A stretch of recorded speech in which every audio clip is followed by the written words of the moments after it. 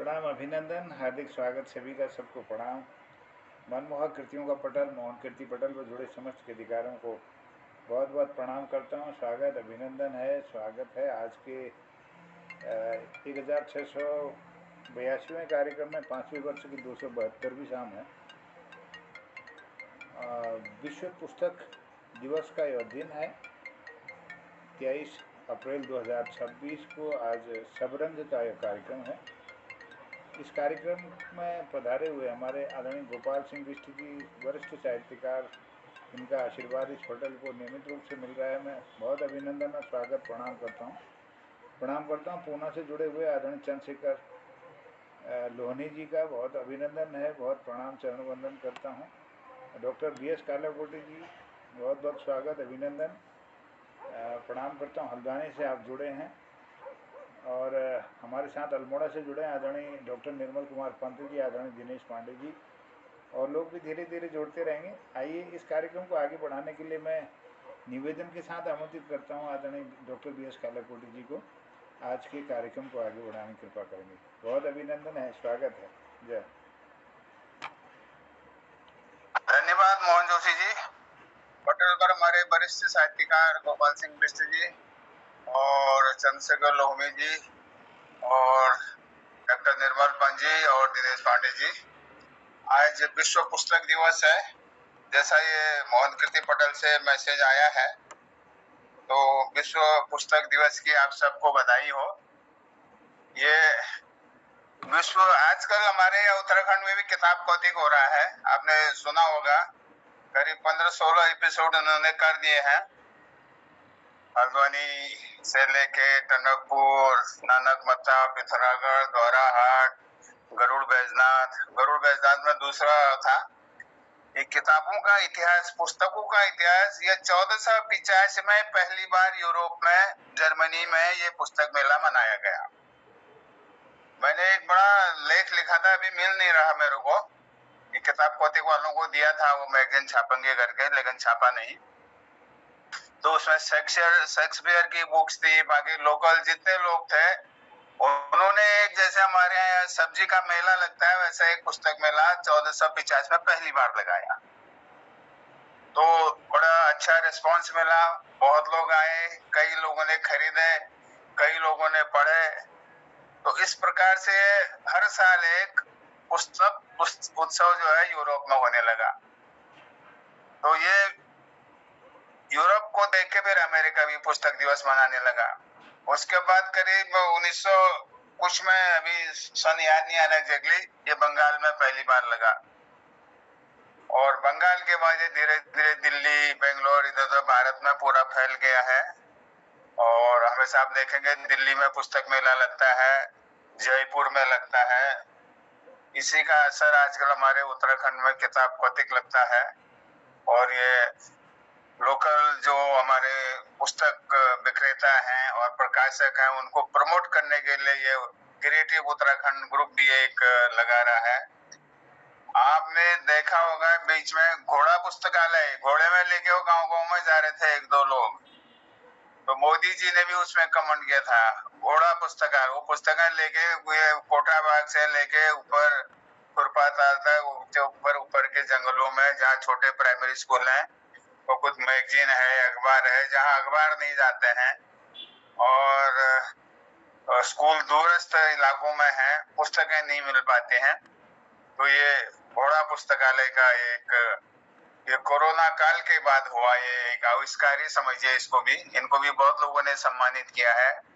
अभी कहीं पर मैं देख रहा था उनको, हाल ही में कहीं तो मेला लगा था, वहां इनको बुलाया गया था, सम्मानित किया था। और किताब कौतिक वाले भी इनको बुलाते हैं। तो धीरे धीरे अब लोग मोबाइल में रम गए हैं, तो पुस्तक पढ़ना छोड़ दिया है। तो इन पुस्तकों को वापस पढ़ने की जरूरत है, क्योंकि मोबाइल का ज्ञान कभी कभी झूठा भी है। तो पुस्तकों में जो लिखे हैं वो सही है, तो पुस्तक पढ़ना चाहिए। और पुस्तकों का फिर से वापस इसका प्रचलन हो, लोग स्कूलों में अच्छी पुस्तकें पढ़ें। और भारत सरकार भी कोशिश कर रही है कि अब पुस्तकों का स्वरूप बदला जाए। और बहुत सारी चीजें। अभी मैं बुंदेलखंड यूनिवर्सिटी गया था पिछले महीने 19-20-21 को, वहां भी पुस्तकें आई थी। अब सारी चीजें हिंदी में शायद परिवर्तित हो जाएंगे कुछ दिनों में। ये स्व का भाव जो आ गया है मोदी जी सरकार के द्वारा, तो मध्य प्रदेश में मेडिकल की पढ़ाई हिंदी में होने लग गई। अब MBBS की पढ़ाई और NCERT की पुस्तकें, अब नया पुस्तक सिलेबस आप देख रहे होंगे जो पढ़ा रहे हैं। मैंने अभी नया पुस्तक सिलेबस देखा नहीं है, तो उसमें भी काफी बदलाव आने वाला है। और भारत एक खोज जो थी नेहरू जी की, उसमें भी बदलाव आएगा। आज के युग में लोग कह रहे हैं कि वो कई चीजें उसमें काल्पनिक हैं, तो इसमें सच्चाई का थोड़ा अभाव है। ये सच्चाई अब नई NCERT की हो और ये आपका ह्यूमन रिसोर्स डेवलपमेंट हो, ये कुछ परिवर्तन ला रहे हैं। कल मैंने बताया था आपको पंच परिवर्तन में ये भी एक शिक्षा का भी एक स्वरूप है जो बदलने वाला है भविष्य में। और बहुत सी चीजें शायद हिंदी में हो जाएंगी। भाषाएं तो सभी सीखनी चाहिए। भाषा इसीलिए कहते हैं वो हाथ कंगन को आरसी क्या, पढ़े लिखे को फारसी क्या है, वो पुस्तकों के माध्यम से ही सिद्ध होता है। और जितनी भाषाएं आप जानो, हमारे PV नरसिम्हा राव पूर्व प्रधानमंत्री थे, वो 14-15 भाषाएं जानते थे और थे वो तेलुगु और महाराष्ट्र से इलेक्शन लड़ते थे। मराठी बिल्कुल फटराटेदार बोलते थे। और ऐसे इंदिरा गांधी जी कई लैंग्वेज जानती थी। और जितनी विद्वता आपका हो, और संस्कृत का भी हमारे पुरानी जड़ें जो सनातनी जड़ें हैं वो इसमें होनी चाहिए। तो पुस्तकों का जो है पुराने ग्रंथ हमारे रामचरितमानस जैसे कुमाऊं में अपने मोहन जोशी जी ने, कई लोगों ने संवाद किया है कुमाऊं में, कुमाऊनी भाषा में, वो भी पढ़ना चाहिए। पौरू भी इसकी बहुत कोशिश कर रहा है। यूनेस्को से परसों कुमाऊनी भाषा विलुप्त होने की कगार पर लेख छपा था, तो ये तो हम लोग भी जान रहे हैं। इसको अब अपने घरों में हम बच्चों के साथ बोलने की कोशिश करें तो बहुत अच्छा होगा। क्योंकि अब मैंने कई बार कहा है, जो अपनी मातृभाषा में कोई भी चीज आप कहेंगे तो जल्दी समझ में आती है।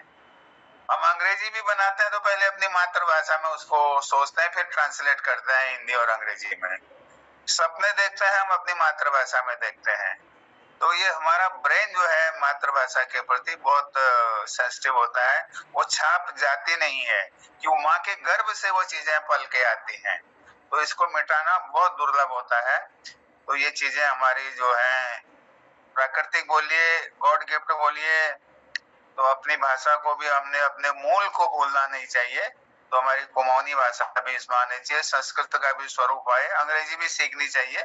उसके अलावा देखिए, दिल्ली से नीचे को जाइए तो आपको हिंदी नहीं मिलेगी, कन्नड़ा मिलेगी कर्नाटक में, महाराष्ट्र जाइए मराठी मिलेगी, गुजरात जाइए गुजराती मिलेगी, तमिलनाडु में तमिल है, वहाँ आपके तेलुगु है। तो कई भाषाएं वो हिंदी को पसंद ही नहीं करते हैं। लेकिन जो विद्वान होते हैं जैसे मणिशंकर अय्यर, वो हिंदी खूब अच्छी बोलते हैं। हम लोग जहाँ शिक्षा कम हुई है वहाँ हम एक दूसरी भाषा के प्रति थोड़ा द्वेष की भावना रखते हैं। ये द्वेष नहीं होना चाहिए। भाषाएं जितने भी सीख सको तो बहुत अच्छा है। तो देखिए, छोटे से 1450 में पहली पुस्तक मेला लगा था, उसके बाद देखिए आज हजारों पुस्तक मेले लग रहे हैं, हर प्रदेश में लग रहे हैं, हर शहर में लग रहे हैं, हर स्कूल कॉलेजों में लग रहे हैं।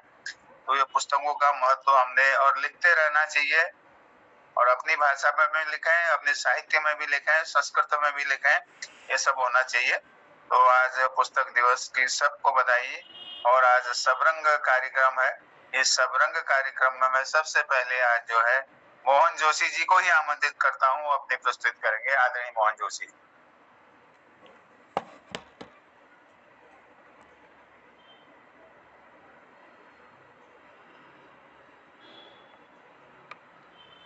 आदरणीय डॉक्टर कालकोटी जी, बहुत बहुत धन्यवाद, आभार, आपका स्वागत है। मैं आज के कार्यक्रम में, क्योंकि पुस्तक पर आपने बात की है, पुस्तकों का वर्तमान में जो प्रकाशन है वो थोड़ा महंगा हो गया है। गवर्नमेंट जो है इसमें नई पुस्तकों के प्रकाशन के लिए उत्तराखंड में भाषा संस्थान और संस्कृति विभाग जो है वो सहयोग राशि दे रहा है और कई पुस्तकें इसमें छप रही हैं, लेकिन लिखने वालों की कमी नहीं है। हमारे पटल पर जुड़े हुए बहुत सारे लोग लिख रहे हैं और उनका वर्षों से जो साहित्य है वो प्रकाशित होना है, ये तो हमारे समक्ष है, लेकिन बहुत सारे लोग लेखन कर रहे हैं, सभी छप नहीं पा रहे हैं। सब पत्रिकाएं सीमित हैं, प्रयास हर कोई करता होगा लेकिन हर कोई छप नहीं पाता है।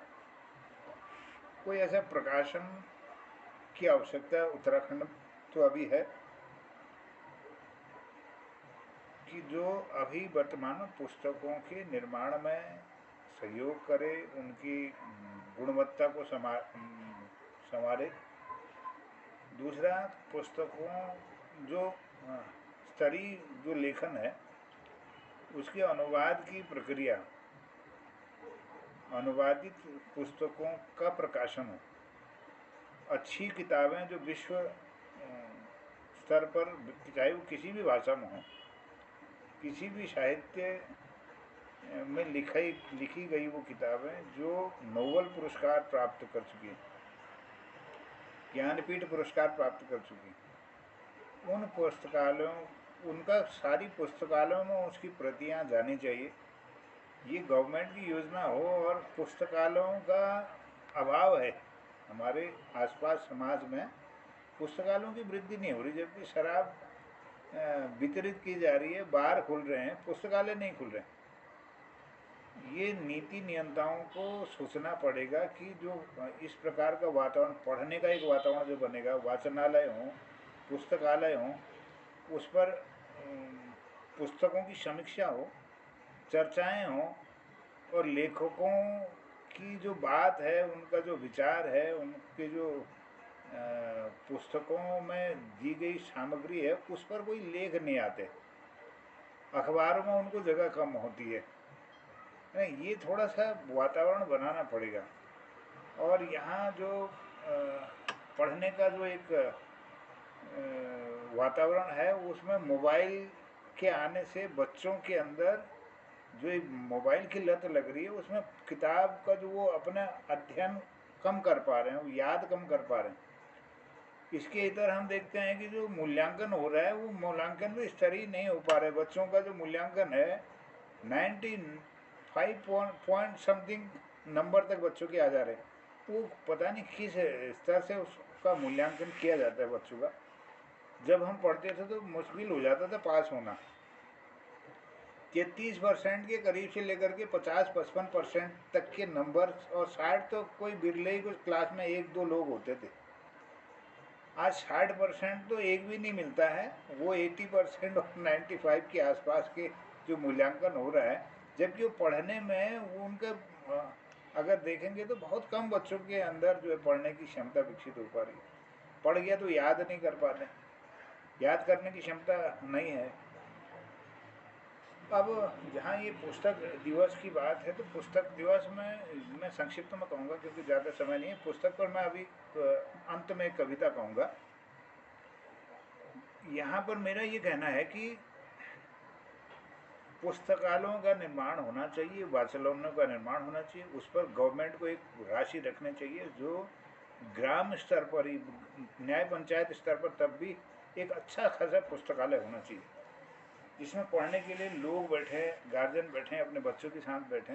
विविध पत्र पत्रिकाओं को जो अभी छप रही हैं, जिनको सहयोग मिल पा रहा है या नहीं मिल पा रहा है, वो प्रकाशित सामग्री कम से कम उन पुस्तकालयों में रखी जाए, जो कि लोगों के संज्ञान में जो समसामयिक लेख है, जो क्रिएशन है, वो सामने आ सके। हम आप जैसे लोग जो अपने पैसे से किताबों को छाप रहे हैं, इनको न खरीदने की कोई योजना गवर्नमेंट की है, न ये बच्चों की है, हम लोगों तक इसको पहुंचा पाते। 100-200 प्रति हमारी होती है तो उन्हीं लोगों तक होती है। 100-200 में भी 10-20 लोग भी नहीं होते होंगे जो उन्होंने वो पढ़ी होगी। पुस्तकों की दशा ये है, या पुस्तक बनाने वालों की दशा ये है कि वो समाज से थोड़ा कटे इसलिए हैं कि लोग उनको फालतू समझते हैं, इनके पास कोई काम धाम नहीं है, बस ये लिखते जाते हैं और इसको ये कोई बेमतलब की चीज़ ऐसे समझते, बिना पढ़े बिना देखे ही समीक्षा कर देते हैं लोग, उसका एक आकलन कर देते हैं। तो ये एक वातावरण बड़े, पुस्तकों के प्रति रुचियाँ बढ़ें, उसमें उसकी कॉस्ट कम हो, जिससे लेखन बढ़े और स्तरीय लेखन बढ़े। और ज़्यादातर पुस्तकें अगर लेखकों को पढ़ने के लिए मिलेगी तो उनका कुछ चिंतन स्तर कुछ अलग होगा, उनके विषय वस्तु कुछ अलग होगी, उनकी शैली में परिवर्तन होगा, लिखने के जो सलीके हैं वो सीखेंगे लोग।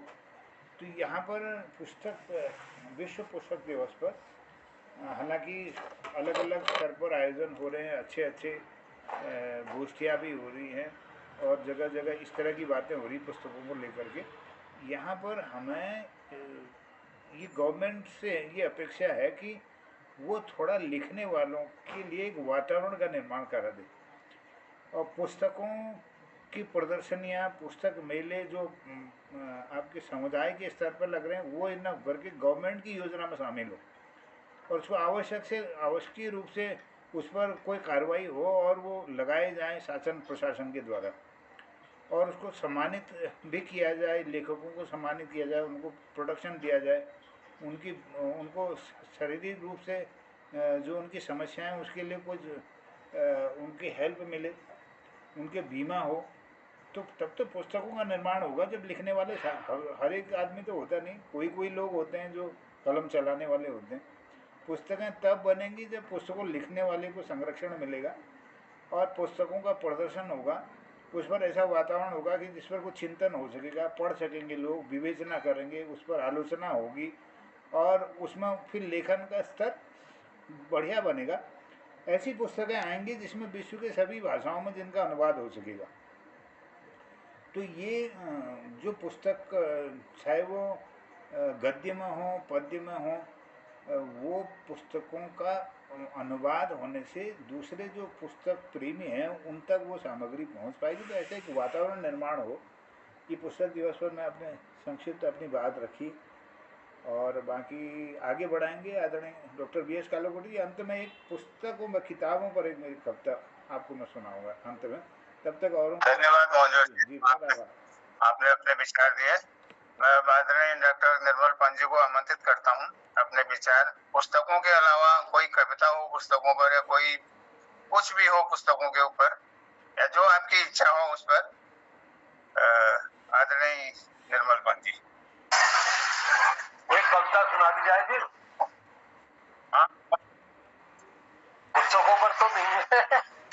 पुस्तकों के लिए तो ये कहा जाता है ना, पुस्तकें तो बहुत छप रही हैं आजकल, कमीशनबाजी हो रही है, विद्यालयों में इतने पुस्तकें लगा दी जा रही है, लाइब्रेरी को पुस्तकें दी जा रही है हर साल। जैसे PMC हमारा है, 20-20 हजार की पुस्तकें जबरदस्ती ऊपर से थोप दी जा रही है हर साल, और उसको पढ़ने वाला कोई नहीं है, कोई उस पर ज्यादा नहीं, बच्चे अपनी किताबें नहीं पढ़ दे रहे। तो इतना अपव्यय हो रहा है। तो एक संस्कृत में था, पुस्तके चो या विद्या परहस्तगतो धनम कार्य काले समुत्पन्ने न सा विद्या न तद धनम। तो उस ऐसे पुस्तकों का क्या लाभ जिसका अध्ययन ही न हो पाए। तो ऐसा आजकल ये बहुत बढ़ गया है, और किताबें विभिन्न पुस्तकालयों में, विभिन्न विद्यालयों में, उनके माध्यम से लोगों को कुछ ऐसे कवि जिनका कि राजनीतिक, जिनका वो है हस्तक्षेप है, अब जिनका पहुंच है, उन लोगों की कविताएं आ जा रही हैं जिनका कोई बच्चों से लेना देना नहीं है।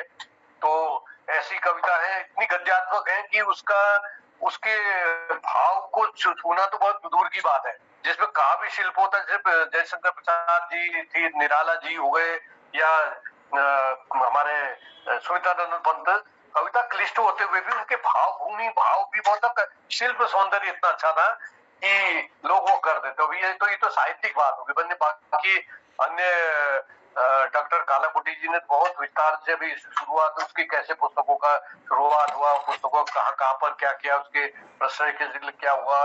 तो डॉक्टर कालाकोटी जी का जो ज्ञान है उससे हम लाभान्वित होते रहते हैं और बड़ा आनंद आता है सुन करके कि जो अपडेट है हमारा। तो इसके लिए पटल पर उनका होना नितांत एक आवश्यक जैसा हो गया है।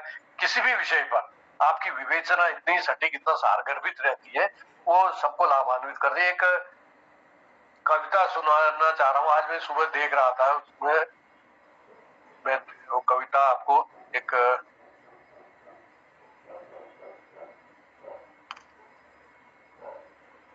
स्वागत है पंत जी। और ये जो पीएम श्री स्कूलों में जो बजट आपके किताबों के लिए आ रहा है, ये स्थानीय रचनाकारों की किताबों को भी लगाया जाना चाहिए। मेरी आवाज़ इसमें जानी चाहिए। जो स्थानीय साहित्य लिखा जा रहा है वो जी जी जी जी हाँ इन जी पुस्तकालयों में शामिल होना चाहिए, जिससे स्थानीय हाँ हाँ हाँ स्थानीय लेखकों को थोड़ा उसमें बल मिलेगा और एक अच्छा, और जो स्थानीय लोग हैं वो भी उनके साहित्य से परिचित हो पाएंगे ना। तो कम जी जी जी। उन साहित्य को जरूर पढ़ेगा बच्चा, अन्य किताबों पढ़े न पढ़े, उनका इससे कोई मतलब नहीं। उनका ये है कि 20,000 है तो वो किताबें को अपने मन से ऊपर से देते हैं, उसके लिए कोई पैसा ऐसा नहीं, ऊपर से किताबें ही दे देंगे वो। तो और वो किताबें रिपीटेशन में इतनी किताबें डबल डबल हो गई। मेरे पुस्तकालय मेरे पास प्रभार है, तो वो अब मैं क्या करूँ। इस बार तो मैंने कई फिर अपने मन से उनको वो करके जो प्रतियोगितात्मक परीक्षा है या बच्चों के लिए रिफ्रेशर है वो उसका मांग करके कुछ बहुत इस बार वो आई है। नहीं तो इतनी किताबें भरी हैं। एक ही उत्तराखंड का इतिहास होगा तो 10 बार भी आई किताबें तो वही आ जाएगा, तो उससे कोई ऐसा लाभ नहीं है। जैसे मोहनदा ने कहा, ये चीज बहुत अच्छा है कि अपने जो स्थानीय जो रचनाकार हैं उनको उनकी रचना है और वो उनको प्रश्रय दिया जाता है, उनकी पुस्तकें रखी जाती कुछ पुस्तकालय में, कम कीमत में रखी जाती तो कम से कम उनका प्रचार प्रसार होगा। तो एक कविता मैं सुना रहा हूँ आपको। फणियों के मुख। फणियों के मुख मणियां है बहुत सुहानी, फिर रचते हैं छल की नई कहानी। फणियों के मुख मणियां है बहुत सुहानी, फिर रचते हैं छल की नई कहानी। उमड़ घुमड़ गर्जन मेघों की छलनाएं, उमड़ घुमड़ गर्जन मेघों की छलनाएं, वृष्टि वंचित वहनी दग्ध की वेदनाएं। क्या जाने जो सरसिज से सुखी संतृप्त, सरसिज वन कमल, क्योंकि कमल पानी से असंपृक्त होता है, पानी में रहता है लेकिन पानी को वो जान नहीं पाता है। तो कमल देखिए अच्छे के लिए होता है, लेकिन यहाँ पर कमल की तुलना, कमल का जो ये गुण है ये थोड़ा सा जैसे उन्होंने भी कहा था, सूरदास ने कहा था कि पुरीन पात रहत जल भीतर, तारस देह दागी उधव तुम हो अति बड़वागी। मतलब उद्धव से कह रहे हैं कि ये जो पानी में कमल रहता है उसके शरीर में उसका स्पर्श नहीं होता है, वो ऐसे ही तुम भी कृष्ण के संसर्ग में रह के प्रेम के भाव को नहीं जान पाए। तो ये शब्द यहाँ पर लिया गया है। क्या जाने जो सरसिज से सुखी संतृप्त, जल वासित भी नीर भाव से असंपृक्त। अशनि से, अशनि वज्र, अशनि से छिन्न द्रुम के साक्षी अभिमानी। फणियों के मुखमणियां हैं बहुत सुहानी, फिर रचते हैं छल की नई कहानी। सुख के पल के साक्षी फल के अनुगामी। फेयर वेदर बर्ड कहते हैं जो सुख में साथ देते हैं, बुरे समय में साथ छोड़ देते हैं। सुख के पल के साक्षी फल के अनुगामी, प्रतिकूल घड़ी विपरीत अनिल अनुगामी। अनिल हवा मतलब विपरीत हवा, जो हवा हमारे विपरीत बह रही है तो उसमें उसके साथ हो लेते हैं, हमारे साथ हमारा साथ नहीं देते हैं। सुख के पल के साक्षी फल के अनुगामी, प्रतिकूल घड़ी विपरीत अनिल अनुगामी। झंझा के पल उपवन को नितांत अकेला, छोड़ जाता है उन पंछियों का रेला। झंझा के पल उपवन को नितांत अकेला, छोड़ जाता है उन पंछियों का रेला। मधुर ऋतु के अनुबंध की स्मृति भुलानी, मधुर ऋतु के अनुबंध की स्मृति भुलानी। फणियों के मुख मणियां हैं बहुत सुहानी, फिर रचते हैं छल की नई कहानी। अंतिम बद्ध है। जिसके पर शिथिल बिखरे सुर उजड़े नीड़, जिसके पर शिथिल बिखरे सुर उजड़े नीड़, कौन सहारा बने किसे सुनाए पीर। जिसके पर शिथिल बिखरे सुर उजड़े नीड़, कौन सहारा बने किसे सुनाए पीर। यही नियति है का है प्रवाह सप्रमाण सत्य, यही नियति का है प्रवाह सप्रमाण सत्य। परीक्षण काल निज पर का अनुमान सत्य, परीक्षण काल निज पर का अनुमान सत्य। बने गरल व्याल वदन पै कथा पुरानी।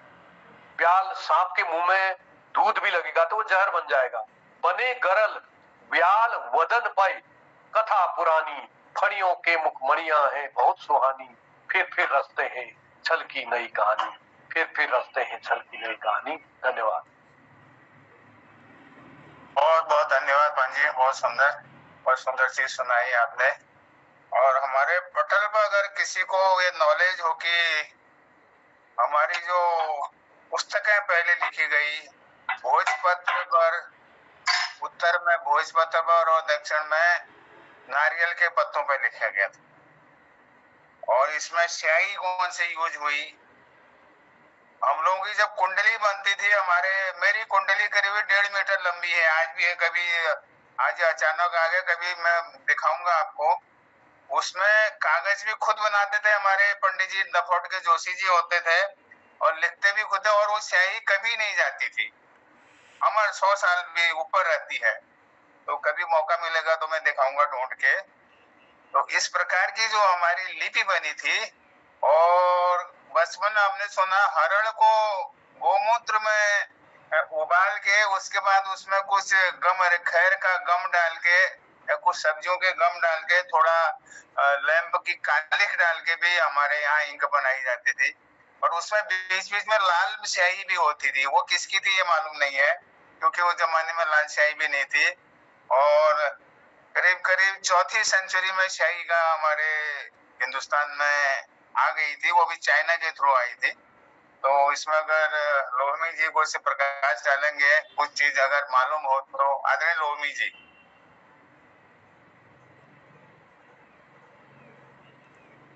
नमस्कार सबको, मोहन कृति मंच पे जितने विद्वान लोग हैं सबको मेरा प्रणाम। कालकोटी जी के जो प्रश्न का उसका मेरे पास तो कोई भी उत्तर है नहीं, लेकिन ये है कि जितना मुझे ज्ञान है कि ईश्वर से पहले हमारे यहाँ वेदों की रचना हुई, वेदों के द्वारा ही ईश्वर का एक देवताओं का एक रूप सामने आया, देवताओं की वंदना के रूप में। तो वेद तो हमारे यहाँ, मेरे ख्याल से दुनिया में जब लोग पाषाण काल में थे, हमारे यहाँ वेद रचे जा रहे थे। पहले बोले गए और बाद में वो लिखे गए। तो भारत में तो बहुत पुरानी परंपरा है पुस्तकों की। कालिदास है, अपने वाल्मीकि जी हैं जिन्होंने रामायण लिखी बहुत पहले। ये मेरे ख्याल से तो सब ठीक ठाक चल रहा था। ये कोविड जब से आया है तो ये बच्चों की रुचि जो है वो टीवी पे और ऑनलाइन पे ज्यादा चली गई है। ये घातक चीज है। देखिए, हम लोगों का तो समय, हमने तो सब पढ़ के किया है, तो उतना वो समय मिलने पे हम लोग समय समय पे पुस्तकें पढ़ते रहते हैं। लेकिन हमारी अगली पीढ़ी जो है उसका क्या होगा, ये एक विचारणीय प्रश्न है। अभी मेरे अपने घर में मैं जो पुस्तक का ज्ञान बच्चों को बताऊंगा, किसी रोजमर्रा की जरूरत में कोई पुराने दादी माँ के नुस्खे या कोई ऐसा सद्विचार, तो बच्चे जब तक उसको ऑनलाइन में कंफर्म नहीं कर लेते हैं उनको ऐसा विश्वास नहीं होता। ये मेरे घर की बात है, पता नहीं आप लोग घर में क्या हो रहा है। मेरा बेटा करीब अभी 49 साल का है, 49 इयर्स का, और मेरे घर में तो ये है।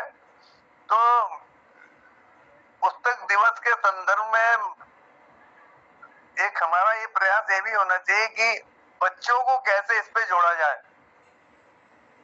अभी महानगरों में बच्चों का जो करिकुलम वगैरह है, टाइम टेबल है, सब ऑनलाइन आता है। उसको देखने के लिए बच्चे मोबाइल मांगते हैं और मोबाइल में ही रम जाते हैं बाद में। तो अब स्कूल के जो इनका टाइम टेबल है उसमें पुस्तकों के ऊपर कुछ जैसे कॉमिक्स है, नॉर्मल पढ़ाई के अलावा भी बच्चों को अगर कुछ ऐसा सरकार वो बनाए कि कुछ खास पुस्तकें जो कि हर एक व्यक्ति को पढ़नी चाहिए अपने समाज के बारे में, अपने इतिहास के बारे में, ऐसी चीजें कम से कम बच्चों को लाइब्रेरी में उनको दिया जाए। उस पे एक सोशल स्टडीज का जो पेपर होता है हर एक स्कूल में, वो उन पुस्तकों पे आधारित हो जो हमारे इतिहास को निरूपित करती हैं और ये हमारे रीति रिवाजों को निरूपित करती है। ऐसा कोई करिकुलम अगर बच्चों के लिए बनाया जाए तो ये कम से कम ये पीढ़ी जो अभी उठ रही है, जो हमारे आगे भविष्य होंगे, हम लोग तो, जब मेरा जहाँ तक ख्याल है 5-10 साल मैक्सिमम जहाँ भी जो एक्टिव जो लाइफ होगी और ऑलमोस्ट, लेकिन जो नई पीढ़ी आएगी वो अगर पुस्तकों को रेफर नहीं करेगी तो ये बहुत बड़ा, एक देश की संस्कृति के लिए बहुत बड़ा खतरा है। वेस्टर्नाइज तो हो गए काफी हद तक हम लोग। तो बस मुझे इतना ही कहना था। आप लोगों को बहुत बहुत धन्यवाद मुझे सुनने के लिए। धन्यवाद लोमी जी, बहुत बहुत धन्यवाद। और आज पुस्तक दिवस है, सब रंग कार्यक्रम है। सुई से लेके हाथी तक किसी विषय पर भी बोला जा सकता है। क्योंकि पुस्तक दिवस था तो पुस्तकों की हमने लिपि के बारे में बोला आपको। और हमने अपने बचपन में तख्ती में कमेट से लिखते थे, दवात में कमेट डाले, कमेट माने वो खड़िया जैसे, उसमें पानी घोल के फिर एक निगाले की कलम से लिखते थे। कहीं कहीं नस्तुरा होता था, नस्तुरा निगाले जैसा। बांस की कलम से नहीं लिखते थे, जिसकी कलम बांस की उसकी विद्या सत्यानाश की, ऐसे भी नारे लगाते थे बचपन में हम लोग। तो ये सब पढ़ के हम ऊपर आए हैं। फिर उसके बाद जीनी बाया होल्डर, जीनी वाला आया होल्डर होता था, या फिर कलम से ही लिखते थे। अब तो पेन, डॉट पेन क्या क्या आ गए हैं। अच्छी बात है, एडवांसमेंट तो आया है। तो मैं आदरणीय ओम प्रकाश सुलारा जी को किसी भी सबरंग कार्यक्रम में पुस्तक पे बोल रहे हैं या कोई भी चीज आप जो आपकी पसंद का हो वो चीज आप बोलिएगा। धन्यवाद आदरणीय कारागुट्टी जी। पटल पर उपस्थित सभी विद्वत जनों को सादर प्रणाम। पुस्तक पर चर्चा बहुत अच्छी रही और पुस्तकों का हमारे जीवन में बहुत अधिक महत्व है। और आज के दौर में सबसे सोचनीय विषय है कि बच्चे पुस्तकों से दूर भाग रहे हैं, क्योंकि आज इंटरनेट का जमाना है। तो किसी भी चीज की अगर उनको जरूरत है तो सीधे इंटरनेट खोला और उसका उत्तर ढूंढ लिया। तो ये आज के समय के लिए बहुत दुर्भाग्यपूर्ण हो रहा है, क्योंकि अगर किताबों की ओर हम बच्चों को लाएंगे तो एक चीज की जगह वो 10 चीजें सीखेंगे। क्योंकि गूगल पर अगर हमने सर्च करना है तो सीधे वही चीज दिखाएगा जो हमने सर्च करना है। अगर हम किताब के पन्ने पलटने की आदत बच्चों में डालें तो उन पन्नों में कुछ न कुछ उनकी समझ में आएगा, कुछ न कुछ वो अक्षर ज्ञान और ज्यादा बढ़ेगा, उनका ज्ञान जो है। तो ये बहुत आवश्यक है आज के दौर में। और ये सोचनीय विषय है कि आज का युवा समाज या आज के बच्चे किस दिशा में जा रहे हैं। ये हमारे समाज के लिए, हमारी किताबों के लिए, पुस्तकों के लिए एक दुर्भाग्य की बात है कि बच्चों की प्रवृत्ति धीरे धीरे जो है शॉर्टकट ढूंढने की हो रही है। और शॉर्टकट कभी भी किसी चीज का कोई इलाज नहीं है। शॉर्टकट से कभी सफलता नहीं मिलती। बेशक बच्चा अंक ले आएगा शॉर्टकट के हिसाब से, गूगल पढ़ के, ये पढ़ के अंक वो 100 में से 100 ले आए, लेकिन वो जो वास्तविक ज्ञान है उसे प्राप्त नहीं कर सकता। ज्ञान के लिए हमें बारीकी से ही जो है ढूंढना पड़ेगा, सोचना पड़ेगा। इसके लिए हमें बच्चों में एक आदत डालनी पड़ेगी कि हम किताबों की ओर बढ़ें। तो जब तक हम, और स्वयं हमको अपने आदतों में सुधार करते हुए हमें खुद किताबों की ओर ढलना पड़ेगा। अगर हम पढ़ेंगे तो बच्चे अपने आप ही जो है पढ़ेंगे।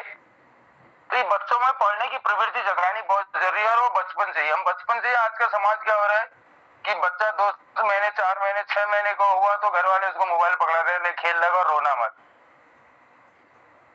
तो यही प्रवृत्ति, उसकी धीरे धीरे आदत हम उसमें बना रहे हैं, मोबाइल की, इंटरनेट की, गूगल की, यूट्यूब की। ये आदत बचपन से हम उसमें डाल रहे हैं।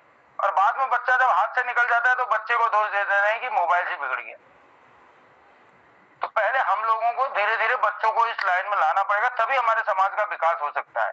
तभी ये किताबें जो हमारे प्राचीन ग्रंथ है, आज उसकी तरफ कोई नहीं बढ़ रहा है। गीता है, रामायण है, वेद है, पुराण है, बच्चे को पता ही नहीं। हमारे वेद में 4 वेद है, उसको पता है, लेकिन उन वेदों में है क्या, वो ज्ञान दे ही नहीं रहे हम बच्चे को। तो बच्चे को पता ही नहीं वेदों में है क्या, बस उसके लिए नाम क्या हो गया, धार्मिक पुस्तक। हमारे धार्मिक पुस्तक है, तो धार्मिक पुस्तकें नहीं है, ज्ञान का भंडार है। जब तक हम बच्चे के मन में ये नहीं डालेंगे कि बेटा गीता है, तो गीता संपूर्ण ज्ञान है अपने आप में। अगर हम उस गीता के श्लोक उसे पढ़ने के लिए प्रेरित करें या खुद सुनाएं तो बहुत सारी चीजें, सारा ज्ञान उसी में समाया है। लेकिन बच्चा कहता नहीं ये तो गीता के उपदेश हैं। जो ऐसी जैसे कबीर के दोहे हैं, अगर हम उनको गुनगुनाएं, उनको सुनाएं तो सारा आधे से ज्यादा ज्ञान उनके अंदर छिपा हुआ है, चाहे वो किसी भी क्षेत्र का हो।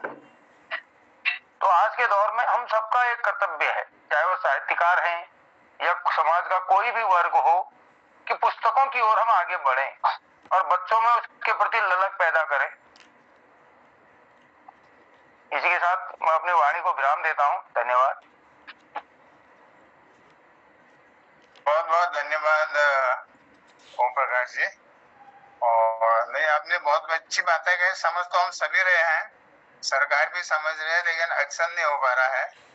वो कहाँ पर अटका है, कौन बगैर का बिगड़ रहा कौन से हो, ऐसा हो रहा है। ये समझ वो भी रहे हैं, ऐसा नहीं है। और कहाँ से तो हमारी डिग्रियां कितनी भी हो जाएं, वो सब बर्बाद है जब तक पुस्तक का नॉलेज ना हो। शॉर्टकट वाली बात ही नहीं होनी चाहिए। और जो अच्छा विद्यार्थी है, जिसका दिमाग ज्यादा से, वही आगे जाना चाहिए कायदे से। तो लेकिन आज 90% वाले को 35% वाला पछाड़ जा रहा है। ऊपर से यूजीसी का प्रकोप आ गया है और मेहनत कश का दिल टूट गया है। वोट बैंक ने बाकी सब जनता को हरा दिया है और यूजीसी ने पब्लिक का, जनता का गला घोंट दिया है। ये सब बातें अल्टीमेटली लोग ये कहते हैं कि भ्रष्टाचार हो रहा है, तो चुन के तो आप ही ने भेजा। ये धारचूला के उनको सुन रहा था अभी मैं कुछ दिन पहले यूट्यूब में, उन्होंने कहा कि भ्रष्टाचार व्यक्ति को आप भेज क्यों रहे हो उधर विधानसभा में। देखिए, कुछ भी हो जाए, दोषी जनता ही है। वोट देके जिता के भेजो तो सुनना है, हार गए तो भी सुनना है। अब जनता के पास विकल्प भी तो नहीं है। स्वच्छ छवि राजनीति में रही नहीं गई। अब राजनीति जब दलदल बन गई है तो जनता भी क्या करे। चोर चोर मौसेरे भाई हो गए हैं सब, अब किसको चुने। तो अभी कुछ दिन पहले यहाँ पर एक प्रबुद्ध जन लोगों का सम्मेलन था MBBG कॉलेज में 5 तारीख अप्रैल को। तो वहां पर प्रांत के प्रचारक थे, संघ के विद्वत आदमी हैं, गोल्ड मेडलिस्ट हैं, IIT के इंजीनियर बताते हैं, महिला लोग जो सोशल फोरम में नहीं बोलना चाहिए। एक फौजी उठ खड़े हुए। फौजी ने बोला, साहब आप इतने भाषण दे रहे हो, बढ़िया बातें कर रहे हो मन से, लेकिन RSS के लोग इतने भ्रष्ट हो गए हैं, चाहो तो मैं उनका 2-4 गाने करता हूँ। आप अपने बचपन से, हमारे इस पटल में आप सबसे बुजुर्ग हैं, तो अपने बचपन के अनुभव कैसे लिखा, क्या क्या चीजें थी, पुरानी चीजें, उनका वर्णन थोड़ा कर दीजिए, किस कष्ट में होते थे। आदमी गोपाल सिंह बिष्ट जी।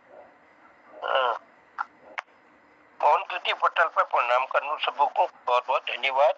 मैं तो क्या जान मैं तो एक बात ये पूछना चाहूँ ना कि हम मोहन कृति पटल पे कब गढ़वाली आयोजन हो, अब तो 10 दिन लीजिए, कब तक जौनसारी हूँ, कभी गवर्टी हूँ, और वो लोग एक शब्द ला आपको भाषा है अलावा हिंदी में नहीं बुला। लेकिन बहुत आप डॉक्टर साहब आपको पुनः की यूनेस्को वाल कुनी की हम कुमाऊनी भाषा बिल्कुल लुप्त हूँ, अनामत हूँ जाने, अनामत है जारी हूँ चाहे जब हम लोग ये नहीं बोला सकना है, हम लोग अब आपस में ये नहीं बोले सकना है कि कुमाऊनी में, तो बकाई का हम के शिक्षा दुल, बकाई का हम के नसीहत दुल कि तुम कुमाऊनी में बुलाओ ने, हमको कि अपना हक है कि तुम कुमाऊनी में बुलाओ ने। जब हम खुद नहीं बुलाना है तो यह बहुत नहीं लागन भाई। भी तो कुमाऊनी में गीत कविता लिखनू पढ़ू लिखन तो एक शब्द नहीं थी, एक मुसीबत किसी भी पास 5-4 साल पहले मैं आवाज तो ठीक ठीक पूजी मोहन सिंह जोशी को पहचान जाननी, तब काम चलाओ आवाज थी। अब तो गाँव में कुछ विशेष गंदी बीमारी लग गई तो आवाज तो खत्म है गया। आपको पूछा भी एक नंदन गीत कोई बहुत बुद्धिजीवी लोगों को बुलाओ और उनके बहुत शिक्षा दे, मैं कुछ सब सीखना होगा आप लोगों को। लेकिन ये तो अवश्य बोल की हम आपको बोल भाषा को बुलाते हैं तब हम दूसरा कर सकते। धन्यवाद। बहुत बहुत धन्यवाद गोपाल साहब, बहुत थोड़ी बात कहे आपण घर में शुरू करना चाहिए पहले बाकी भाषा ले सीखो पर अपन मूल भाषा जो छो वो जिंदा रहना चाहिए, वो अपन घर में होना चाहिए। और भाषा सीखने में के वो ना दूसर भाषा ले सीखो तीसर ले सीखो बट अपन भाषा होना चाहिए सबको का हम प्रयास करना चाहिए अपन घर पर ले फिर सीख जाओगे बेर। और दूसर भाषा ले सीखना जरूरी है गोपाल दा चला कि हम अपने भाषा में अपने बाउंड्री तक रह और देश विदेश जहाँ छो तो दूसर भाषा ले सीखना जरूरी छो। तो अपन विचार जो अपन प्रदर्शित करें बहुत बहुत धन्यवाद कोनो आपको का बहुत पहली बात कहे अपन। और ये बात हमारे दगाचंद लता जोशी जी लता बहन जी आ रही पटल पे आज पुस्तक दिवस छो लता बहन जी और सबरंग कार्यक्रम छो अकेले कौन चाचा जी वो आदरणीय लता जोशी जी। धन्यवाद सर, आपने मुझे बोलने का मौका दिया। मैं ये कहना चाहती हूँ कि पुस्तक जैसे हम पहले एक वो नाटक आता था मालगुडी डेज, उसमें भी था वो केले के, उसमें था ये जो पीपल के पत्ते होते हैं उसमें लिख के कहानी का एक कहानी थी। उसमें छोटे बच्चा लिख रहा था कि ये पुस्तक के बारे में, उसे ये था कि इसे लिख के मैं कुछ सिक्के कमा लूंगा, ये वैसे करके वो था, मतलब एक प्रलोभन टाइप का था छोटे बच्चों के लिए। तो मतलब जो उस टाइम का था मैंने देखा था उसके लिए। और आजकल तो सर ये जो भी सम्मेलन है, जो भी कविताएं हैं, जो ये सब है, सब अपने अपने हिसाब से ही वो प्रचारित करते हैं, जो वो रहता है। और तो सर सब बढ़िया ही है। और आज सभी को पुस्तक दिवस और आज गंगा सप्तमी की भी सबको बधाई। और पुस्तक जो भी है हमारे, हम जैसे हम ये एक हमारी कला ही है लिखने की। जैसे आजकल ये सब सही कह रहे, टीवी मोबाइल, इसमें हम खो से गए हैं।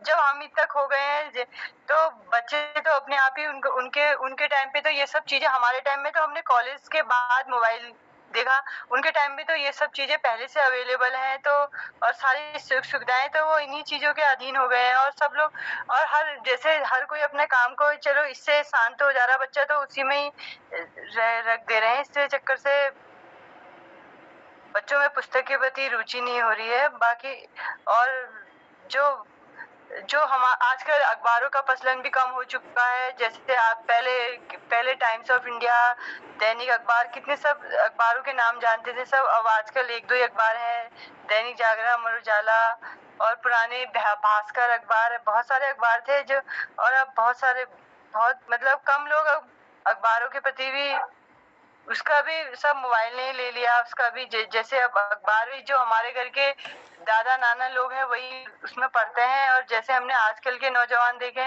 वो भी खाली जब उनको जरूरत होती है तभी वैसे पढ़ते हैं। वो वैसे कोई अखबारों का भी आजकल वो नहीं है। धीरे धीरे करके मतलब छूटता जा रहा है। आधुनिकरण ने हमको कुछ तो हमें उन्नति की ओर पे पहुंचा दिया है, कुछ तो हम ये चीजों से जुड़ गए हैं, हट गए हैं। और जैसे न्यूज में भी दिखा रहे थे छोटे बच्चों के आजकल, जैसे छोटा बच्चा पहले घर से ही कक्षा 1 में जाता था तो वो घर से ही घर के दादा नानी के कहानियां सुन के उनके उससे पढ़ के जाता था, तो उसके अपने घर का लगाव भी होता था। और आजकल वो दादा नानी का जमाना रहा नहीं। आजकल बच्चे डायरेक्ट, पहले नर्सरी होता था, LKG UKG 1 2 ये, और अब प्री नर्सरी का भी चलन चल गया है। तो इससे क्या हो रहा है कि बच्चों में मतलब घर के जो पेरेंट्स है वो अपनी सारी जिम्मेदारी, बच्चों की रिस्पॉन्सिबिलिटी, उनका पहले ही जो भौतिक स्तर जो घर में उनको थोड़ा लिखना पढ़ना, ऐसे पेंसिल को हाथ में पकड़ना सिखाया जाना था, वो भी हम दूसरे के भरोसे पे कर रहे हैं। तो इस चक्कर से बौद्धिक स्तर काफी वो हो रखा है। बाकी सर धन्यवाद। बहुत धन्यवाद लता जी। अभी आज पुस्तक दिवस था, हमने सबने अपने अपने विचार रखे। रही मन चुप हो बैठिए, रही मन चुप हो बैठिए, देख दिनन के फेर। तो समय परिवर्तन हो है, जब नीके दिन आई है बनत न लागी देर। हाँ, बनत न लागी देर। तो ये रहीम बहुत पहले लिख के गए हैं, समय पर फल होता है, समय पाए झरी जात, सदा रहे नहीं एक सी का रहीम बचता है। तो समय एक जैसा नहीं होता है, ये सिक्के के दोनों पहलू हैं, कभी ऊपर कोई कभी कोई। तो ऐसा भी नहीं रहेगा आज हम कुमाऊनी नहीं बोल रहे, कल को हो सकता है जरूरत पड़े इसकी, वापस हम सीखेंगे और गोपाल राजू की बात सच हो और हम वापस अपने संस्कारों पर आए। और साथ में मैं ये कहूंगा कि जो ये विकास हो रहा है वो भी जरूरी है। हम लोग अपने बचपन में छोटे से टिन के लम्फों में पढ़ते थे, हैं? आंख ताड़ ताड़ के बिल्कुल है, कितना दर्द होता था, आंसू भी आते थे कभी कभी। वो भी बरसात में वो मिट्टी तेल भी नहीं मिलता तो चिड़ के छिलके जला के एक सगड़ी रख के उसमें पत्थर रख के पढ़ते थे। उसकी लौ कभी कम कभी ज्यादा होती थी और कई परेशानियां थी और उभरने वाले उसके बाद भी उभरते हैं और न उभरने वाले आज बहुत सुविधा होके भी नहीं उभर रहे हैं। तो ये समय का ही फेर है। तो भगवान सबका भला करे। ये पुस्तक दिवस की सबकी बधाई हो, सबको बधाई हो। और मैं आदरणीय मोहन जोशी जी को पटल सौंपता हूँ। आदरणीय मोहन जोशी जी। हाँ डॉक्टर साहब नमस्कार, बहुत बहुत आभार सुंदर संचालन के लिए और सभी के विचार हमने सुने। आज पुस्तकों के बारे में बहुत अच्छे बातें हमारे बीच में आई और एक कविता मैंने सुनाने के लिए आपको कहा था। मेरी पुस्तक है केवल आपके लिए, ये पुस्तक है हिंदी की कविताओं की, केवल आपके लिए। इसमें एक कविता है किताबें, इस पर मैं कुछ अभिव्यक्ति आपके बीच रखता हूँ। युगों की वेदना युग तक प्रीत संदेश की वाहक, किताबें क्या नहीं कहती हर मन की बात हर मन तक। अंतर मन के नयन उजहास खुलते हैं किताबों से और किताबों से उतरते भाव, किताबों में छिपे सद्भाव। इनके पास आओ तो किताबें क्या नहीं कहती। किताबें ही तो कहती हैं युग की बात अद्यतन तक। करुणा जाग भी जाती पढ़ पढ़ के किताबों को, हिम्मत आ ही जाती है लक्ष्य को भेद जाने तक। अमरता की निशानी है किताबें क्या नहीं कहती।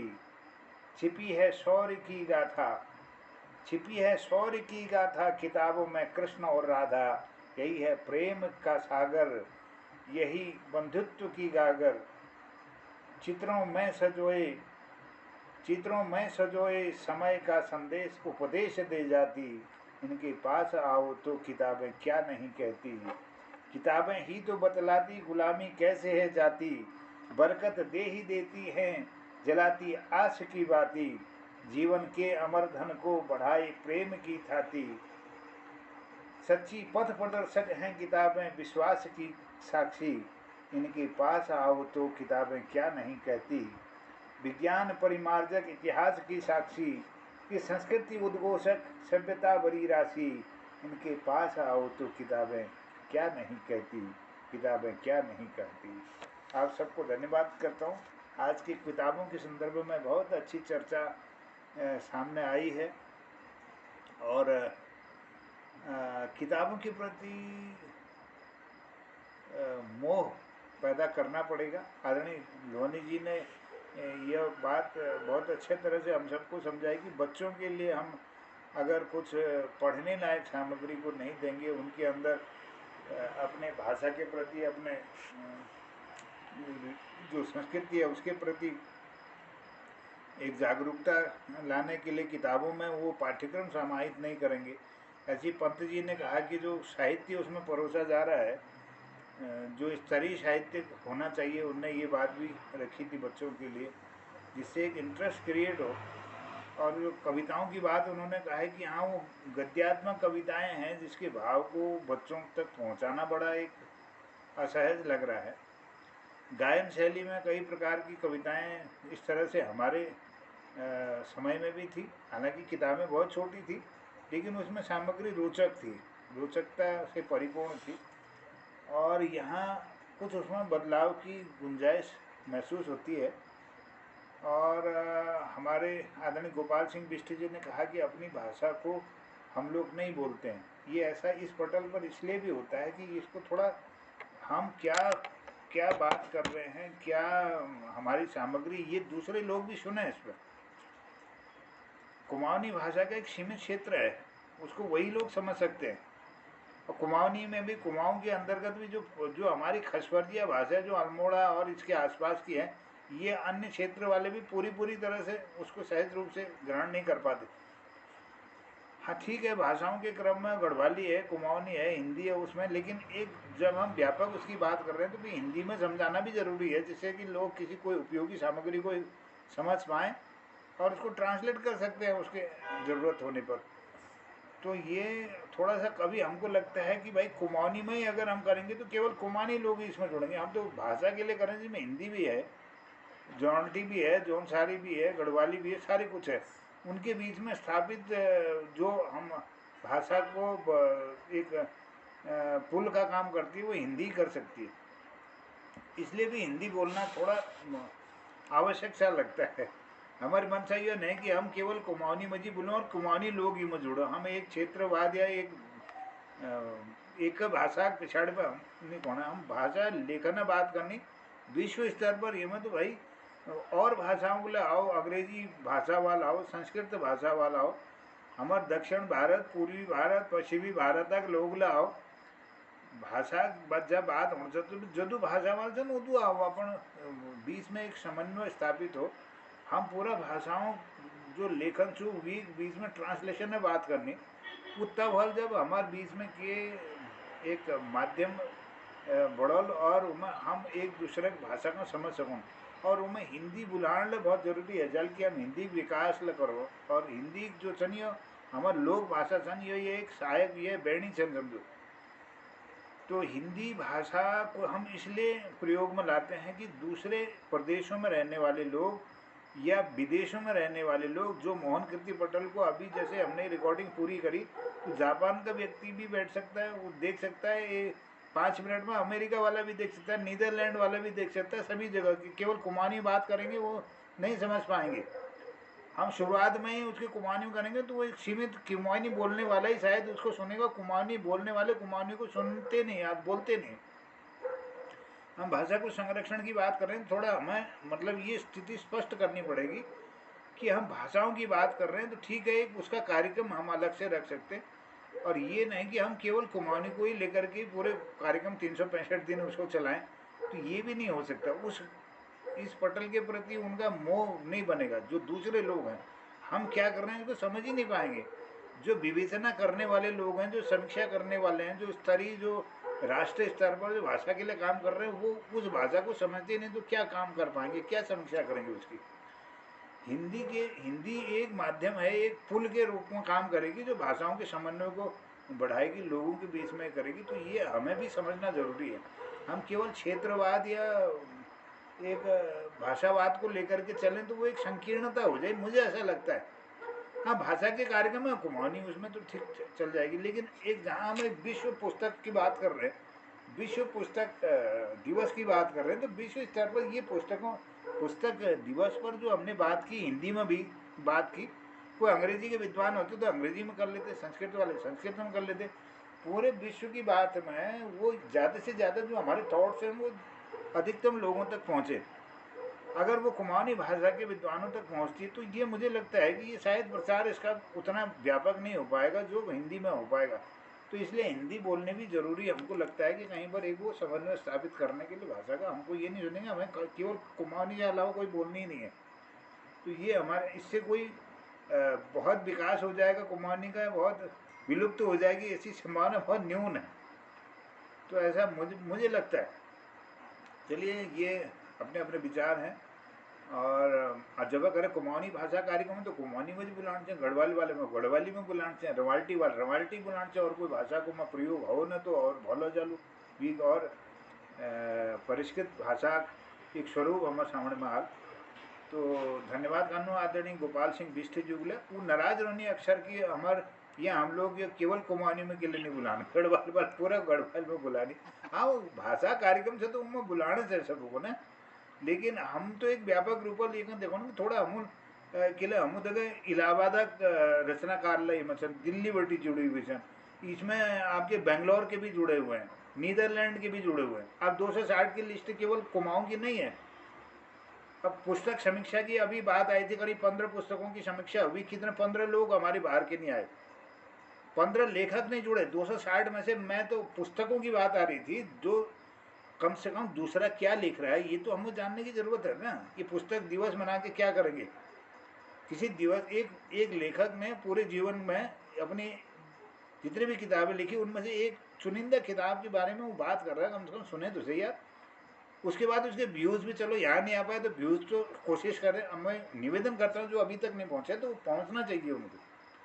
पुस्तकों के प्रति हम अपने लेखकों को प्रमोट नहीं करेंगे, अपने साहित्य को नहीं समझेंगे, तो उस स्थिति में क्या होगा? कौन पढ़ेगा? पाठक हमारे पास है कहाँ? जो लिखने वाले लोग हैं, जो समझ सकने वाले लोग हैं, अगर वो उनके बीच में नहीं आएंगे तो दूसरा समाज कहाँ से आएगा? है नहीं? जो फैक्ट्री में काम करने वाले हैं, जो दूसरी जगह लगे हुए संलग्न हैं, अन्य विभागों में हैं, उनको फुर्सत ही नहीं है अपने काम से। साहित्य उनके लिए बहुत दूर की बात है। पुस्तक लेखन और उसको विवेचना, उसकी आलोचना करनी तो बहुत मतलब समझ से परे है। वही लोग कर सकते हैं जो साहित्य से जुड़े हैं, जिनके अंदर वो टेस्ट है, वो जो कुछ पढ़े हुए हैं और जो पढ़ना चाहते हैं, जो जिज्ञासा रखने वाले लोग हैं, शिक्षार्थी हैं और शोधार्थी हैं, इस प्रकार के लोग इसमें ज़्यादा इंटरेस्ट लेंगे। चलिए, ये आज जो इस दिवस पर, क्योंकि आज विश्व पुस्तक दिवस है तो इसी पर हमारी बात केंद्रित रही, तो मेरा ये कहना है कि हम सब लोग जो लिखने वाले लोग हैं, कम से कम कुमाऊँ गढ़वाल के जो लोग हमारे साथ जुड़े हुए हैं, उनको ये शायद ये पटल का उद्देश्य शायद अच्छा नहीं लग रहा हो सकता है। और ऐसा नहीं कि 5 साल से इनको जानकारी नहीं है कि हमारे पटल पर क्या होता है। हम भाषा के लिए काम कर रहे हैं, लेकिन पुस्तक समीक्षा में मैं देखता हूँ 14-15 व्यूज़ लगते हैं, जो हम लोग हैं वही शायद उसको देख रहे हैं। कोई इक्का दुक्का कहीं कोई कार्यक्रम में 50, 60, 70 या 40, 50, 30, 35 के आसपास सिमट जाते हैं। बाहर वाले लोग शायद कोई देख लेते हैं। ये पुस्तकालय में जो आपने वो बात कही मेरे को बहुत अच्छी लगी, वो कि पुस्तकालय में यहाँ के रचनाकारों की वो हो तो कम से कम उनको थोड़ा सा कुछ प्रश्रय मिल पाएगा ना। यहाँ के रचनाकार जो उनकी अलग अलग पुस्तकालय में एक एक दो दो पुस्तक भी कई रचनाकारों की लगे, तो इतने विद्यालय इतने ज्यादा है, प्राथमिक से लेके इतने विश्वविद्यालय है, तो कितनी ही वो कम जाएगी ना। मैं इस बात से मुझे कोई मतलब, मैं इसलिए कह रहा हूँ, ज्ञानार्जन प्रिंटर पब्लिशर्स मेरा एक प्रकाशन है जिसमें करीब 5 दर्जन किताबें निकल चुकी हैं। 5 दर्जन किताबों में 5 किताबों की भी एक डिमांड नहीं आती है लोकल के पुस्तक मतलब टीचर से या विद्यालय से। क्यों नहीं आती? एक सोचनीय प्रश्न है कि नहीं है? वो प्रकाशक जो वहाँ पहुँच जाते देहरादून, वो जो आपके डिस्ट्रिक्ट लेवल पर पहुँच जाते, उनकी पकड़ है। वो एक नहीं, अपनी 10 किताबों की 10 प्रतियाँ करा देते हैं बुक। समझ में आ रही बात? हम लोकल की मतलब उस जो नीति नियमता है उनके प्रति मैं ध्यान आकृष्ट करना चाहता हूँ कि कम से कम इस पर तो सोचें, वो कब प्रमोट करेंगे उन किताबों को, हम उसको कितने मात्रा में छाप सकते हैं बिना हेल्प के, कितने लोगों तक कैसे पहुँचा सकते हैं। भाई लोकल समाज की भी तो कोई जिम्मेदारी है, पढ़े लिखे लोगों की भी जिम्मेदारी है कि भाई उसको प्रसार करें, उसको प्रचार करें।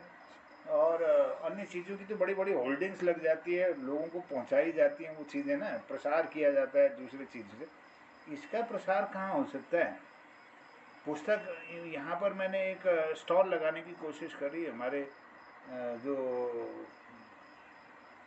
महोत्सव हुआ था उसके पहले, उसमें एक टेबल नहीं मिल पाई।